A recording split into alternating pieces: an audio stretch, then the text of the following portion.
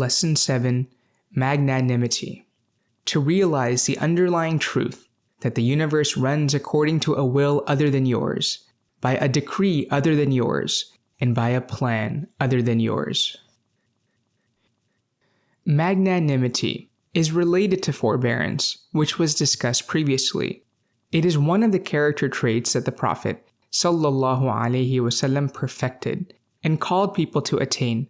He ﷺ said, "May Allah have mercy upon a man who is magnanimous when he sells, magnanimous when he buys, magnanimous when he pays back a debt, magnanimous when he collects a debt." This is because magnanimous people do their utmost to avoid stirring up anger in others, and by their nature, assuage the anger of those with whom they interact. Magnanimous people have a mild disposition, interact well with others, and are not harsh in their words and actions. The way they speak and approach people is magnanimous, and so too are their buying and selling. When they give others what is due to them, and when they request what is due to them from others, they do so with magnanimity. They thus attain the mercy of Allah by means of the supplication of the Prophet of Allah, sallallahu alaihi wasallam. Magnanimity is a noble attribute that Allah places in the hearts of noble people.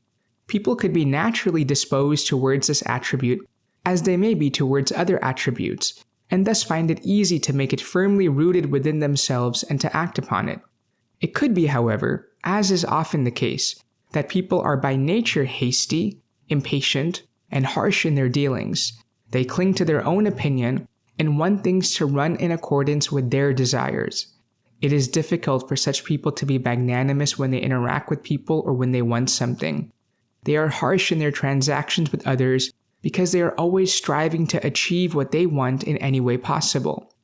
The root of this is the obstinacy of their lower selves and the dominance of their lower selves over them, which weakens their intellectual power and their ability to think clearly and analyze.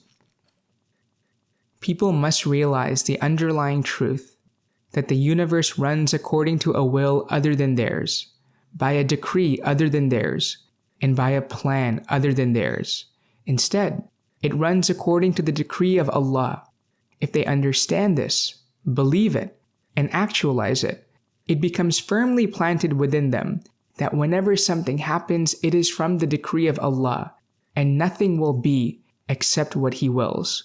It has been related in an authentic hadith, what Allah wills comes to pass, and what He does not will does not come to pass. This realization makes it easier for people to accept that unpleasant and unexpected events may occur at any moment. Man is a slave, not a lord. Indeed, nothing will be except as He wills, Allah, the One. Therefore, what is the benefit of being aggressive and attempting to force things to happen? We have been given one of the treasures of paradise, which is to say, La hawla wa la quwwata illa billah. There is no power nor strength save through Allah. The Prophet ﷺ taught us that saying there is no power nor strength save through Allah is one of the treasures of righteousness, meaning one of the treasures of paradise. If it becomes firm in the hearts of believers that they are slaves, owned and created by Allah, and that everything takes place according to the will of the planner, the determiner, Allah Most High, they will be magnanimous in everything they do. A knower of Allah was once asked, "How did you come to know your Lord?" He replied, "Through the failure of my plans. I prepare for something, focus my energy and attention upon it, and then it is not decreed and does not happen. Meanwhile, there are other things that never cross my mind, and without me realizing they occur and become reality. Through this I understood that there is planning other than our planning, and power other than our power." A person plans a particular thing and makes definite arrangements, and then the divine decree diverts him from it, so that a man will know the affair is not in his hands, and above our planning is the decree of Allah. Believers must thus gain magnanimity and certainty from their faith and have proper etiquette with Allah. When they desire something, they must be aware of their transaction with Allah and proceed in a manner which Allah loves. Thus, they will only become angry for the sake of Allah, mighty and majestic is He. When they try to do something, they do so seeking the assistance of their Lord, trusting in Him, and displaying proper etiquette with Him. They do not do it stubbornly insisting that it turn out the way they want it to turn out.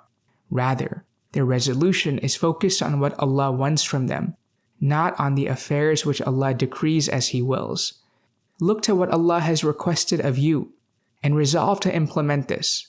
As far as that which is related to His will, do not allow your opinion or intellect to have any say, and be, along with this, magnanimous in your interaction with people. This is the principle that the Prophet of Allah, sallallahu alaihi wasallam, taught us. O Allah, forgive us for our sins, and pardon us, and instill in us the qualities of magnanimity, forgiveness, and forbearance, O Lord of the worlds. May Allah bestow His blessings upon our Master Muhammad, sallallahu alaihi wasallam, and upon his family and companions, and all praise be to Allah, Lord of the worlds.